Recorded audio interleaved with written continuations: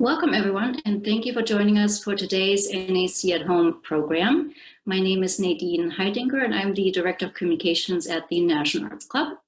For those of you who are not familiar with the National Arts Club, we are a 501c3 nonprofit based in New York City with a mission to stimulate, foster, and promote public interest in the arts. Annually, we host over 150 free public programs, including exhibitions, musical performances, lectures, and readings. To find out more about the National Arts Club, you can visit us at nationalartsclub.org, or you can find us on YouTube, Instagram, Twitter, and Facebook.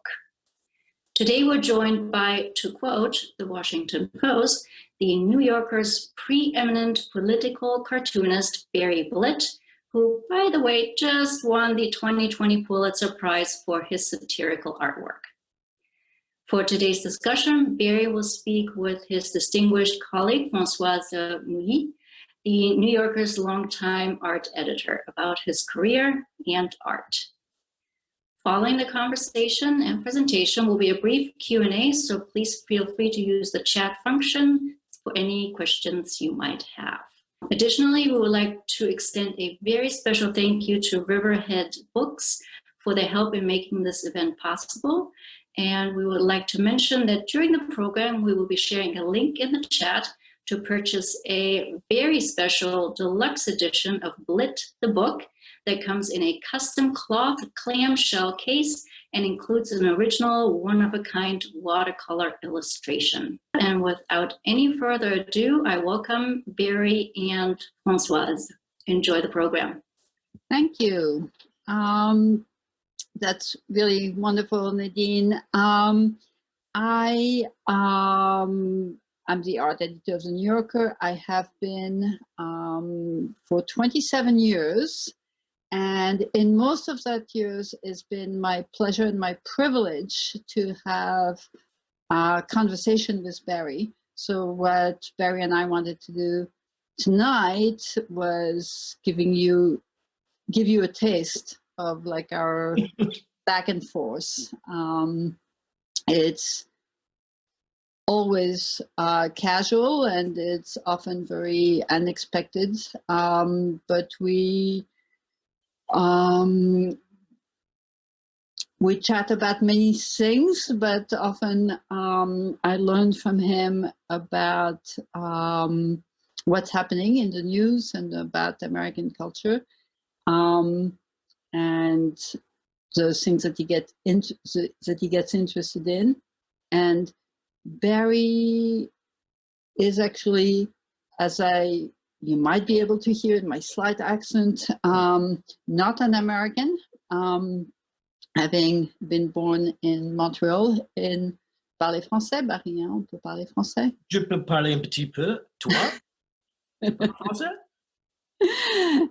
So tell us about growing up in Montreal. Growing up in Montreal. Geez, I didn't expect we'd go there. This is going to open up old wounds. I miss Montreal, I can tell you that. It was, I never expected I would end up in the United States. It was, I always preferred the hockey cards that came out of the United States and the baseball cards that came out of the United States. Everything seemed cooler down here. Sorry, this is a terrible way to talk about Canada. Considering that I could be going back at any time. Yeah, even the election could drive me back there. I think no more. After what you just said, I think the doors are closed now. Yeah, they were probably closed anyway. Actually, I probably couldn't go back now. I think that they're not letting people across the border. I'd have to go quarantine somewhere there if I wanted to go back. So, is that true? If you come from the U.S., yeah, even citizens, I think you can't get across the border. Wow. So how is that in terms of your family and visiting there? Well, I cannot visit my mother with a little less guilt, not going back regularly. But I think the floodgates will be open soon now, and I'll be able to go.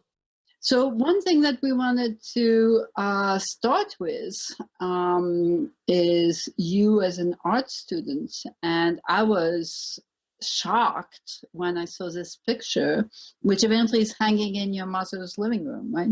That's right. Yeah, that's in the hallway in Montreal in my mother's place. And basically, that's the way I was working as a kid. I was copying photographs and trying to be as realistic as possible, and trying to get love that way and acceptance by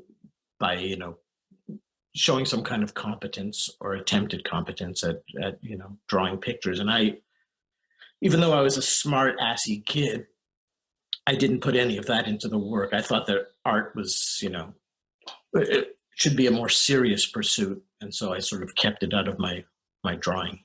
And you wanted to be an artist with a capital A, like those were drawings or paintings that you wanted to show in galleries, or were you interested in publications and magazines? I wanted to be an artist with a capital T. I was, now I'm not sure what I was thinking. I mean, I thought commercial art, maybe magazine work. I'm not sure. I mean, there wasn't a whole lot of brain function going on. I was drawing for, to be patted on the head and be appreciated. I don't think I was thinking big picture until I got to art school. And in art school you did this, and then when did you put crow quill on paper? When did you?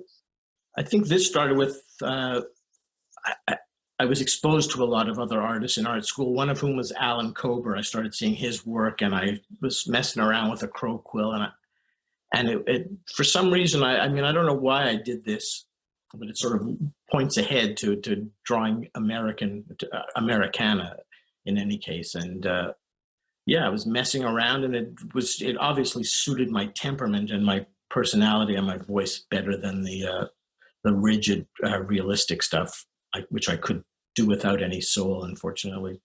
And it's something that you have kept all along to actually find out what's in your head once you're drawing it, right? You do a lot of notebook and spend a lot of time. When I ask you for ideas, you just say okay, wait, I'll sit down and.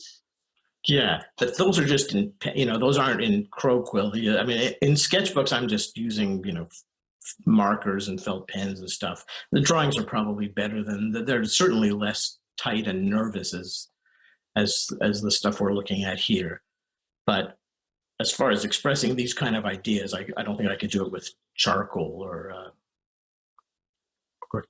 Because it's more intimate in the notebook. Your notebook is something that you carry with you and is more discreet. You don't set up an easel. Yeah, it's just, and it's less self-conscious. That's the main thing, is that if I'm worrying about shapes and composition and stuff, the idea is what I'm thinking about in a sketchbook. It's an idea only. And it's an ongoing motif. You're one of the artists that I really enjoy working with, because you're very liberal with your sketches and your ideas, and you don't mind rejection, which is highly unusual. I crave it. Is that why you send so many sketches all the time, is in the hope of getting rejected? Well, no, I mean, no, I want you to pick one of them, ideally, but I mean, it's nice to spit out a lot of ideas. There's something satisfying about that, probably because I find the process of doing final artwork so frustrating and once again self-conscious. Every line you put down is it's easy to second guess. So this was the first cover by you that we published. I remember you showing up at my office on 42nd Street. I just become the art editor of the New Yorker. You had done illustrations for Chris Curry. The New Yorker wasn't carrying that many drawings or illustrations and no photos at the time. It still was very old-fashioned.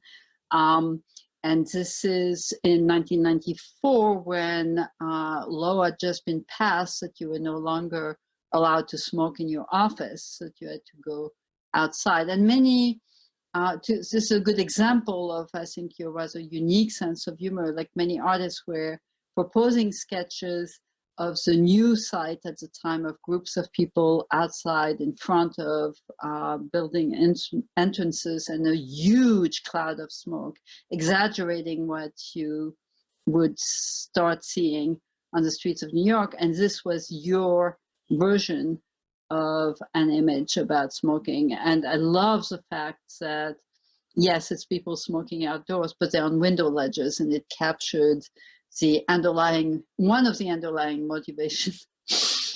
Yeah, right. The suicidal impulse. I appreciate you saying it's unique, but remember that I think Arnold Roth had done it before. He sent us a letter, and he had done it. Well, but that happens all the time. I mean, great minds do think alike, and ultimately, cartoonists. No, but I copied this directly from him. No, that's a joke. That was yeah, that's a joke. That doesn't make me laugh. Usually, I'll sign an affidavit that I because obviously it's a small world. All the cartoonists know each other. You're friends with many of them, and Arnold Ross is a good friend of both you and I. And of course, that would be a no-no. One of the things about New Yorker covers is that they are original ideas, and it gets hard when we've published like thousands of covers and of images. Right. But I know at the time you were paralyzed at the idea of doing the drawing and the finish, and I put you in touch with Ed Sorel. Yes, thanks very much for putting my tight drawing next to his beautiful loose drawing, by the way. Thank you for that. Yeah, I went to see Ed. I mean, I'd never met him, but I'd heard that he didn't suffer fools gladly, and you suggested I go talk to him to work out the kinks. I think I had sent you several versions of this, and they were progressively tighter, and they. It is something that Ed does beautifully, of like giving you, the reader, the feeling of like, oh, I just had this great idea, I just sketched it out for you, right. As opposed to like the tight rendering, the photorealistic charcoal drawing that you showed earlier.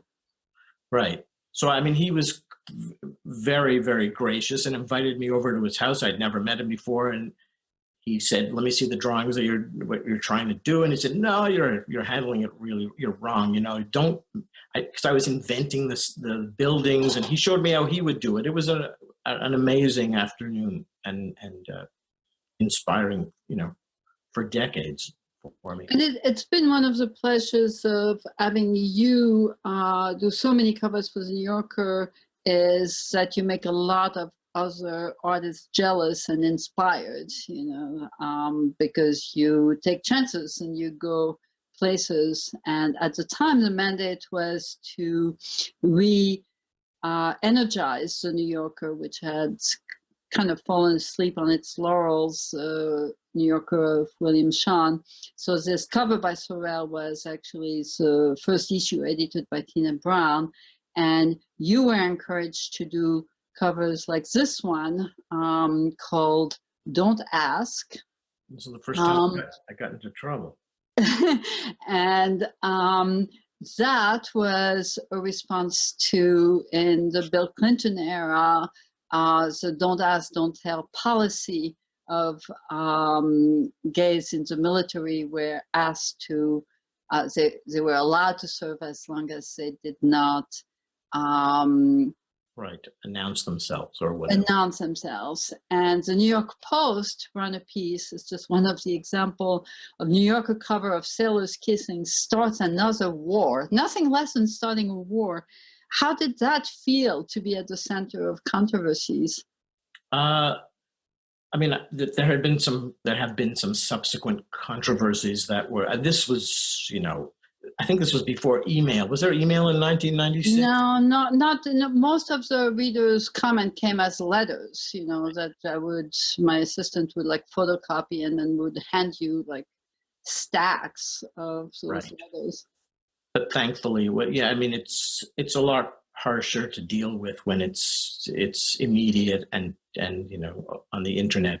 I did get some phone calls from people who were not happy about it. But like this in the paper, this is one of the sailors that was, I think the image is a take from the famous photographs of a sailor kissing a nurse in Times Square. And one of the person identified as a seller said, "It's goddamn lousy to print something like that.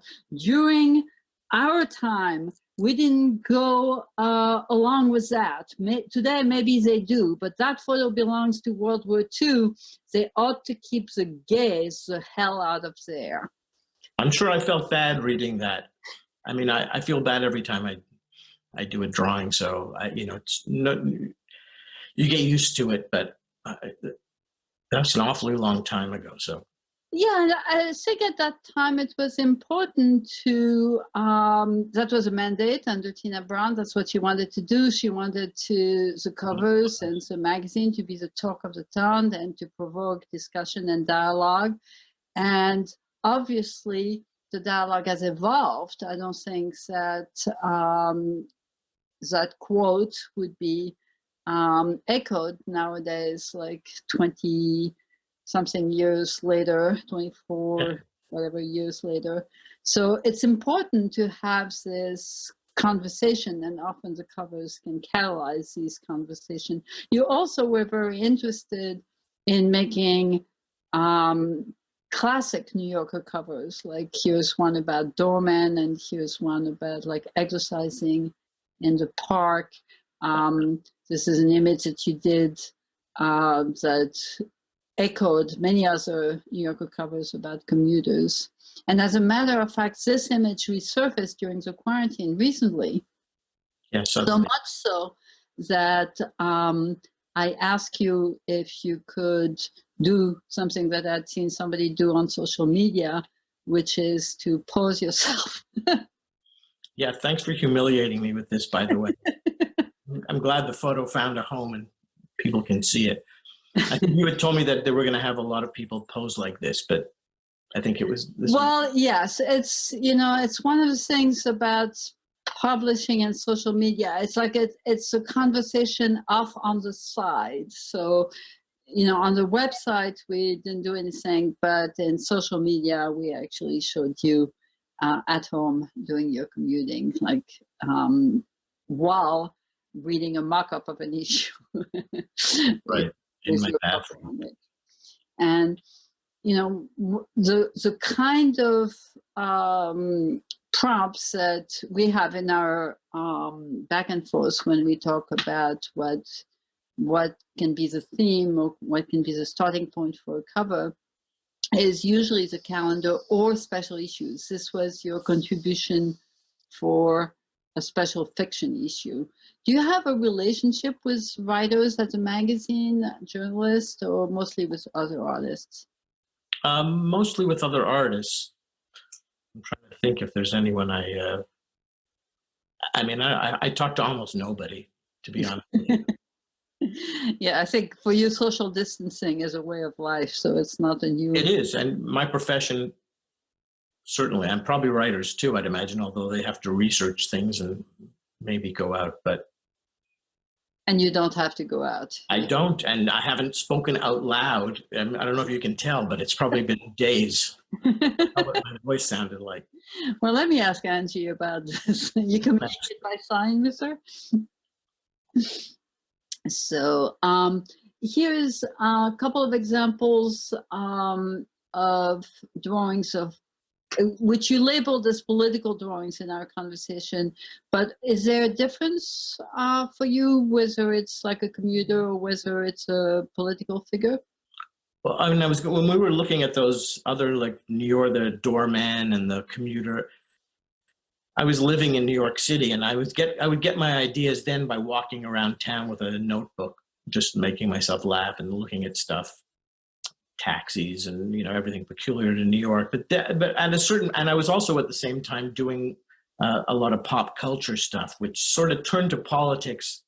It seems to me around the time of the Bill Clinton Monica Lewinsky scandal. Suddenly, even Entertainment Weekly, who I was doing regular stuff for, wanted to see Bill Clinton drawings, and you guys did too. I believe the one on the left is the Bill Clinton drawing is for you guys, and.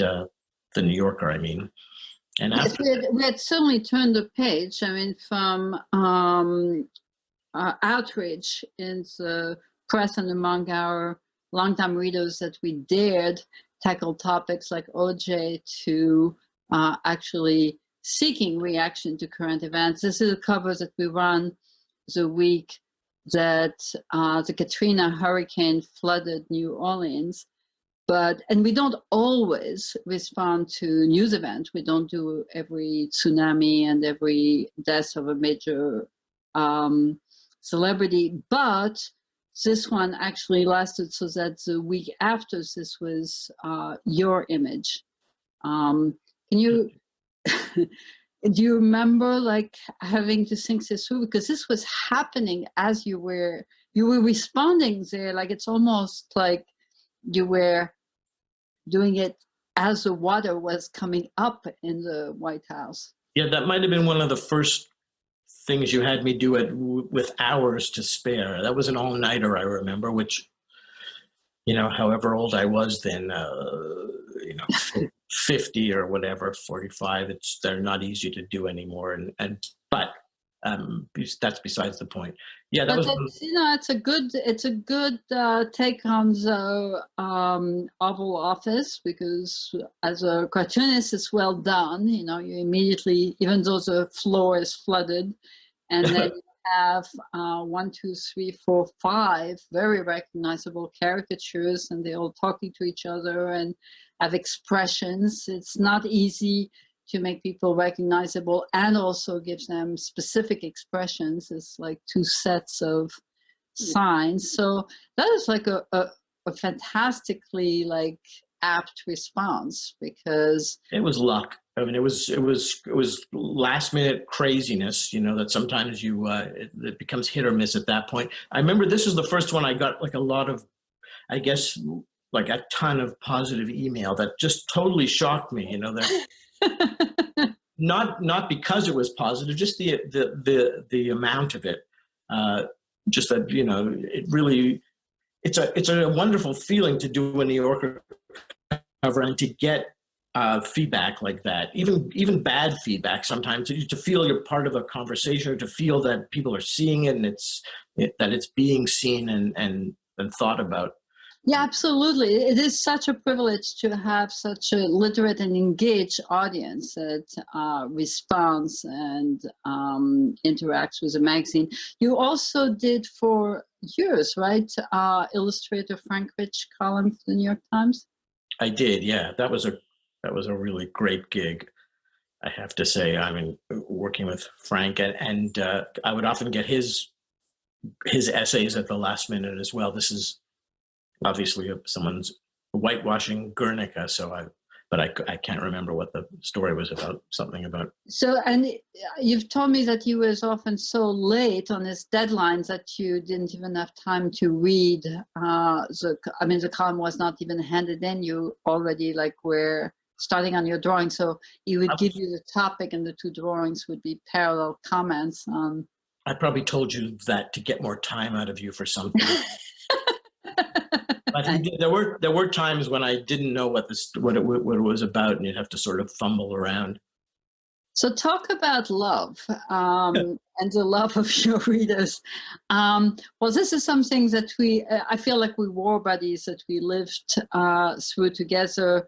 A famous or infamous rather cover done at the time where Obama was a presidential candidate, and it's in July of 2008. He wasn't even officially anointed at the convention, which was later in July.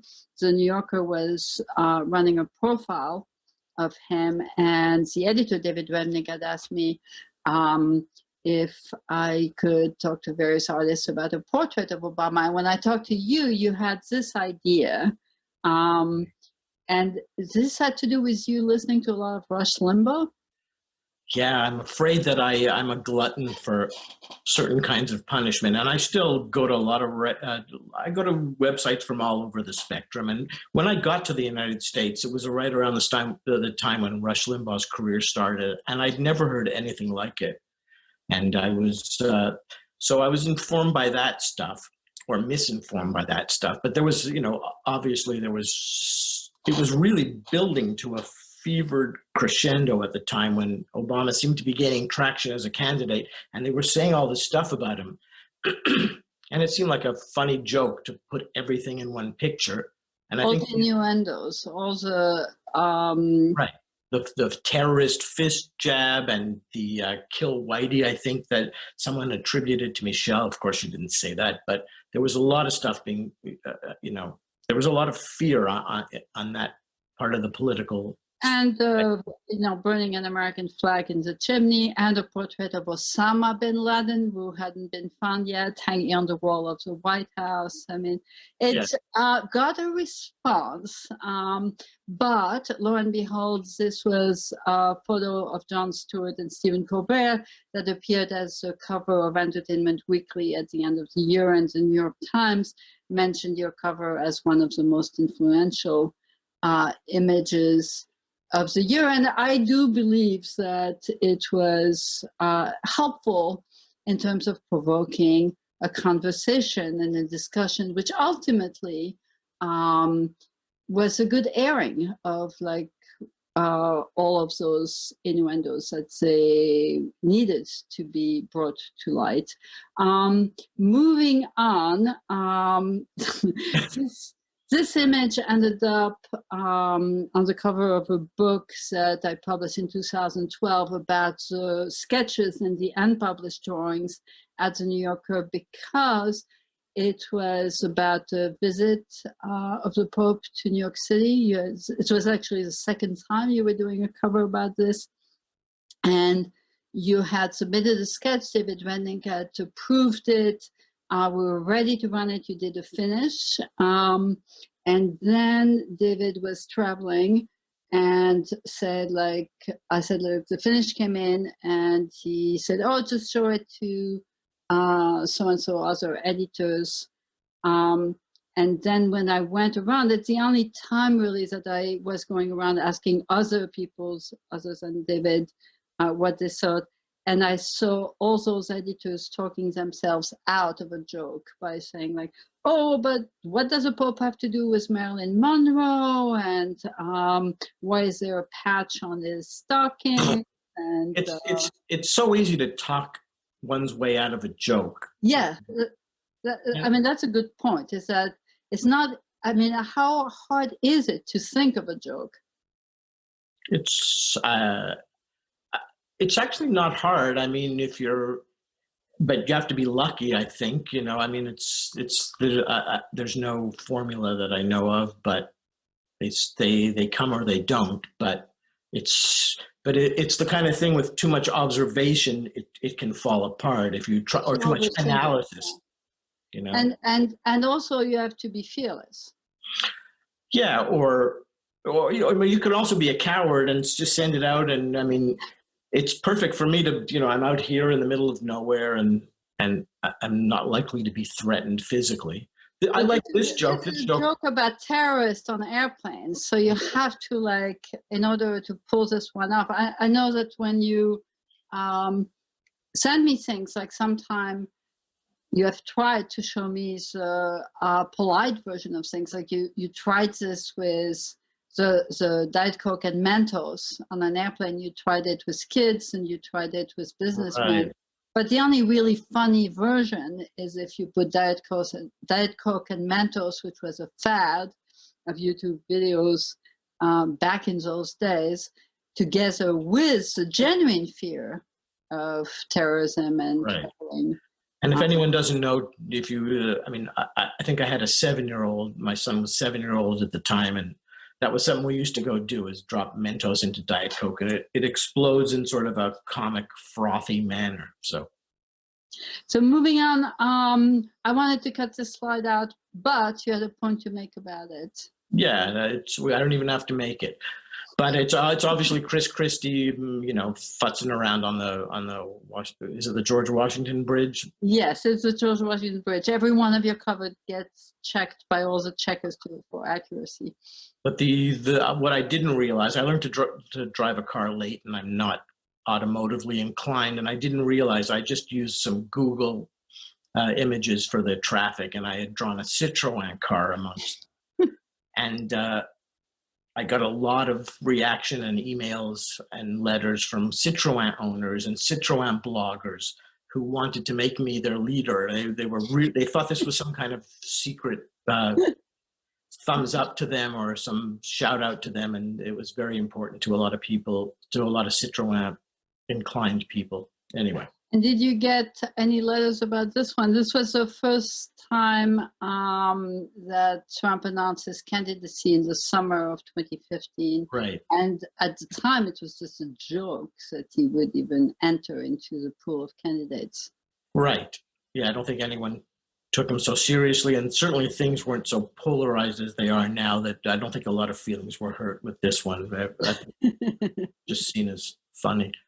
And this is one of the images, I'm sorry I'm going so quickly, All but right. this is one of the images that you had to do incredibly fast because you went to bed, I went to bed on a Tuesday night with a cover at the printer, and we woke up on Friday morning and it's like, what? Brexit was voted for? So I know, like David Redman called me, I called you, and within an hour or two you had this drawing. I guess Yeah, it's a natural.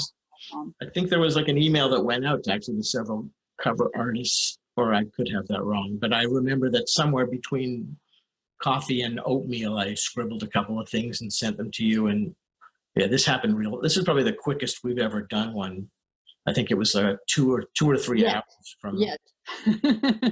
Okay, well, whatever. And then this was a really hard assignment. I was asking for a sketch for a cover leading to the result of the elections that would be out on the Monday, and we were voting on Tuesday. And of course, 90% of the polls said that Hillary Clinton was going to be elected. So we had you came up with a sketch which was perfect. We could send this to the printer. Oh, sweet Jesus, God, no, anything but that, come on. And we had no idea that we would be the ones saying, oh, sweet Jesus, please, God. Right. I wonder how this would have played if Hillary would have won. I mean, that's fine. I mean, that's what it was intended for, but it worked both ways. So the joke was on us, but there was, of all the sketches that I got, there were none others that were on that level of working both ways. And it talked about how divided the country was, that at least a sizable proportion of people would be aghast at the result. Right. And very quickly, these are the evolution from your sketchbook to a more refined sketch to a finish of, Trump taking over the White House. This moment will be remembered in history books of Trump having Jeff Sessions remove the head of the CIA at the time. And this was a cover that you proposed for our anniversary issue, which had a long piece on Vladimir Putin.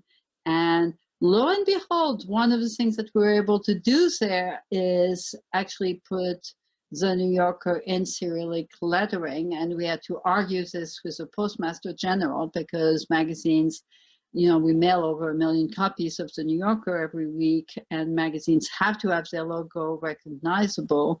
And the silhouette of the dandy was so recognizable that they let us do this. Fortunately, the Postmaster General had a sense of humor as well.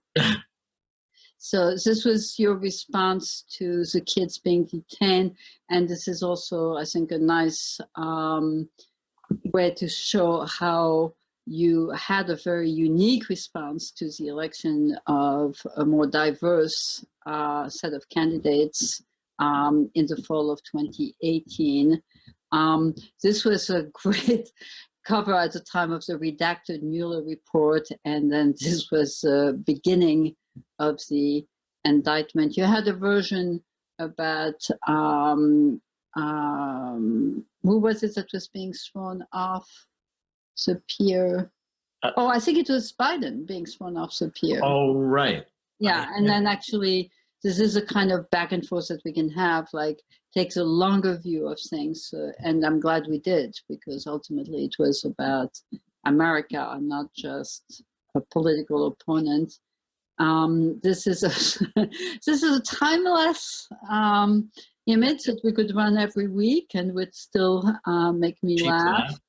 And this is a few of the fetch books that we're having you do. This is actually an image that we didn't run, but you put on your Facebook and went viral. And this is one that was in our fetch book about the recent holding up of a Bible by our dear president. And here's a quick video. Trump.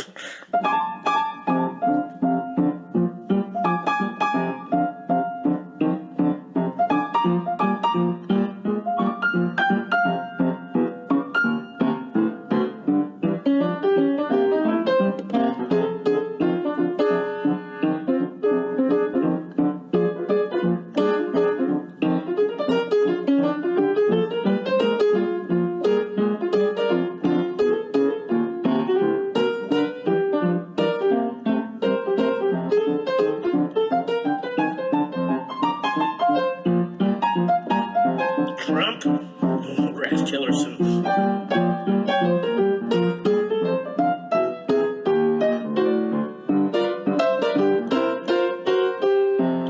Trump. Trump. Trump. And then actually, I think our timing is good to open things up for questions. So Nadine? Wow. Thank you, Barry. Thank you, Francoise. Amazing. Getting some really good responses from everybody who's attending. We have somebody from Scotland and quite a few people from Canada. Oh, no kidding. Oh, I should have spoken more eloquently about growing up in Montreal, but they don't seem to be upset, so I think you're all right. I haven't done my job there. Meredith Wing. Hi, Meredith. This is a technical question. Good warm up. Do you scan your watercolors and edit digitally? What's your workflow and how has it changed with Adobe programs?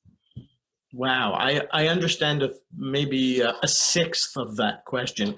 I'm interested in workflow. What does that mean? Do you know? What's my workflow?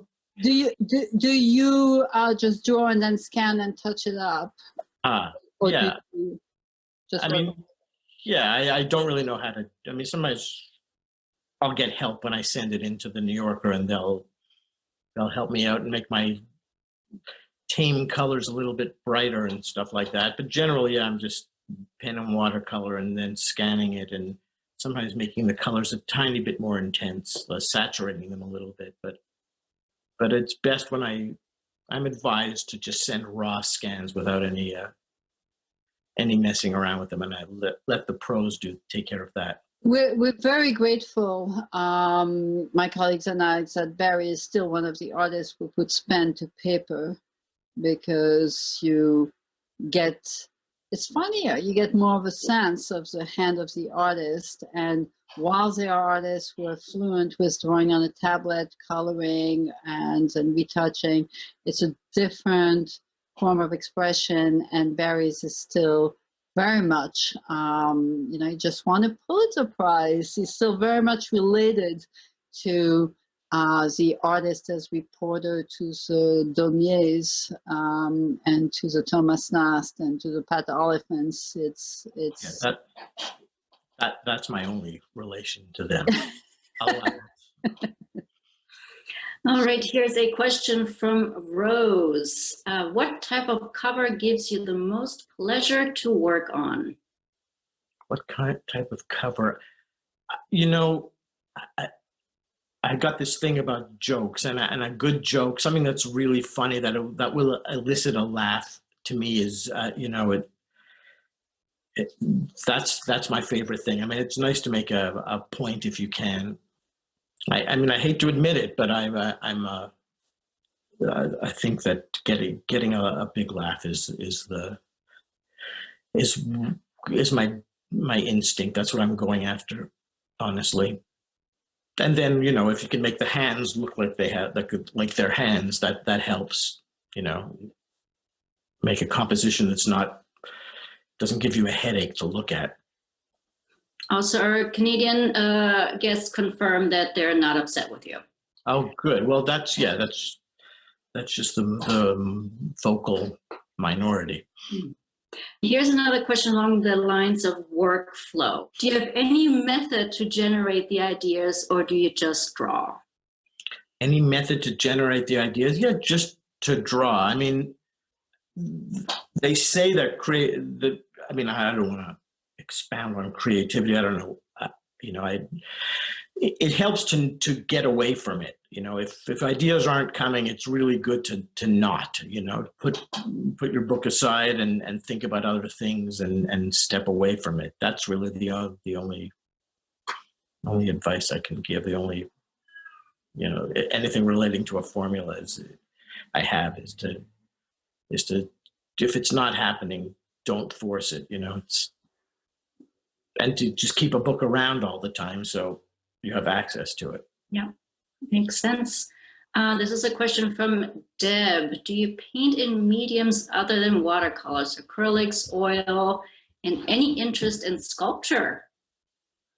No. I mean, I like a nice Henry Moore as much as the next person, but I don't sculpt or use any of those. I barely use the tools that I do use. Pen and ink and watercolor and some coloring in with ink sometimes, but that's about it. Charlotte Kent, have you ever been assigned to produce an image that you didn't want to? Did you turn it down or do it anyway? Yeah, I've done things I didn't want to. Absolutely. I mean, sometimes you have to. Sometimes, I mean, if it's really revolting to you. I mean, I just took something recently that I probably oughtn't to, and not for the New Yorker, of course, but yeah, that happens sometimes. It is commercial art. I mean, not everything can be. I hope I'm not, telling stories out of school here, but yeah, sometimes you do take things you're not absolutely crazy about. I've done some fashion drawings that really I didn't feel I was bringing anything to. I thought, if they want me to, I'll try, but I have no problem saying no. I do say no. The Canadians, they're actually, oh my God, it must be at least 80%. This is from Sarah. Do you ever get sick and tired of drawing Trump? Yeah. Is Canadian Montreal is just wondering.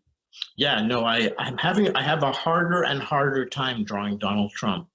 It came much easier to start with. I guess there was some novelty, and I mean, he's already a caricature. You'd think that would be a benefit that would make it easier. But I'm just finding it really hard to. I mean, I just can't look at his face, and I can't draw him anymore. And the time has come, and I don't want to do it anymore. And yet I am. My sketchbooks are filled with Trump ideas, and I just sent Francoise some crazy ideas about Trump that I don't know if she's had a chance to look at yet. I was wondering what you thought of those. Do you want me to respond right now? No. In the privacy of our own private Zoom. Okay.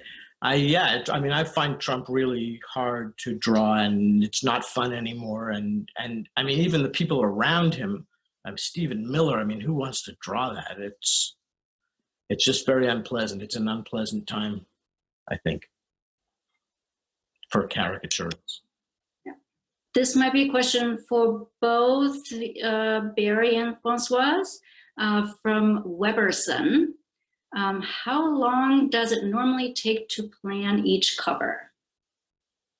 Well, it depends, because some covers get planned way in advance and run when they were planned for, and then others get bumped.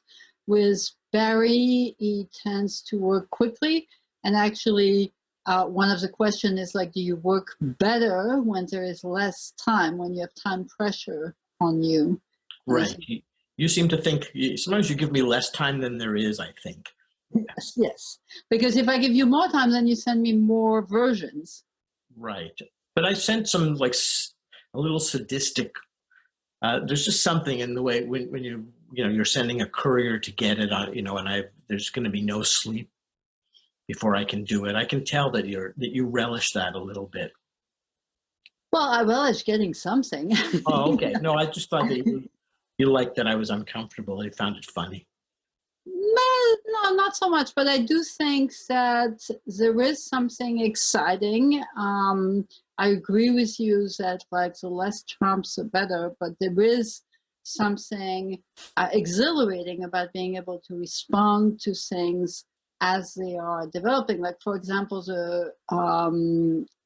the image you did of the White House with George Bush and heck of a job, Bronny, after Katrina.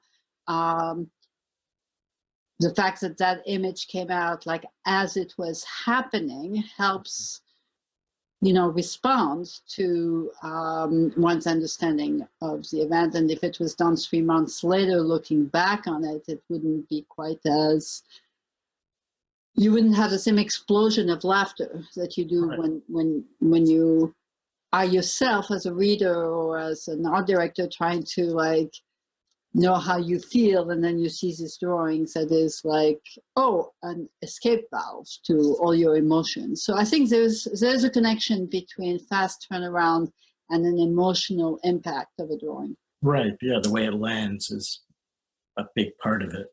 And often, like, you'll send ideas that are hilarious, and if we sit on them too long, they lose something. And I am always impressed with your sense of timing. Like any person who has a heightened sense of humor, your sense of timing is exquisite. It really is.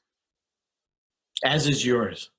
No, I only rely on yours. So I mean, like, I never know, what is the right thing at the right time. Like the gut milk. I mean, you got that right away. It's the one with the bleach mustache. Right. And That was in the middle of the night. I really read the news that your drawing came in. And I was like, oh my God, it's just like so fast. That woke me up in the middle of the night. So. Really? Which is not fun. Yeah. There were a couple of things that night that I had to go down at 2:30 in the morning to my studio and draw a couple of Trumps. Which. That, like, did you have a rarebit stew before? Rarebit? No, I'm a Jew. I don't eat rarebit. What is rarebit? Is it? No, it's from Windsor McKay, The Dreams of a Rarebit Fiend. Oh, but what is exactly that food? We'll have to Google it offline. Oh, okay. Yeah. It's some kind of cheese, melted cheese type thing. Wow. Okay, yeah, that's not in my realm. I didn't have that. No, I don't need a particular kind of food to wake me up in the middle of the night. Any food will do. No, it's not food. I mean, it's generally worrying about stuff, and when the Ativan doesn't kick in or wears off, I think I'm sorry. Ask another question. Let's talk about anything else. All right, another question. What do you consider your best piece? My best piece, geez, I have no idea. I don't know. The Katrina one, it's nice to see it. I hadn't seen it in a while. It's nice to see it on the screen. Not anything I've done. Yeah, I mean, I want to not look at something for a long time before I'll see it again. So I can say that I think one of Barry's real assets is that he doesn't take himself seriously. He's not like on a mission and trying to accomplish this or that. So he's genuinely, when he says like, I'm just trying to make myself laugh, I'm trying to make you laugh. And he goes at it very humbly, week after week after week. So it's not like, oh, I gotta match my latest, greatest image, and he doesn't rest on his laurels. So I don't want him to ever lose that quality. And I was worried when he got the Pulitzers that like now he was going to like not take my calls anymore, but so far so good. I still would like to become a monster though. It could happen. This is from Annie. Was it difficult to become established as a commercial artist? Difficult to become established as a commercial artist. I've never heard those words in that sequence before. I don't know. I mean, I don't know. I just, I keep sending stuff in. I think luck is a big part of it in this business, and timing. And yeah, you have to be sort of Forrest Gump in a way. So you have to be lucky. Are there any other New Yorker cover artists that you particularly admire or whose humor you really appreciate? Yeah, absolutely. I mean, Bob Stack and John Cuneo and Mark Ulrichsen and Ed Sorel and I'm leaving people out, Christoph Niemann, and yeah, I love so many of them. Absolutely, and through history, of course, Saul Steinberg, Roz Chast, everybody, Anita Kunz. One final question. What influenced you in your early years? Geez, so what influenced me in my early years were caricatures. And I mean, as a kid, I watched a lot of hockey and baseball. I liked people who drew hockey and baseball players. And I liked, hockey. I mean, there was Bruce Stark, who was an artist, and Mad Magazine, of course. I was inspired by Mad Magazine. I didn't think that would be an avenue for me. I was going to be a serious artist, but that's, in fact, the stuff that I loved. I want to thank Barry and Francoise for a wonderful event. I want to thank everybody who participated. Some great questions, and I hope to see everyone again soon at one of our NAC at Home programs. And thank you so much, both of you. This was wonderful. Well, thank you, Nadine. It was a pleasure spending some time with you, with viewers, and certainly with you, Barry. You too, Francoise and Nadine, and thanks very much for asking. Cheers. Thank you. Have a good night, everyone.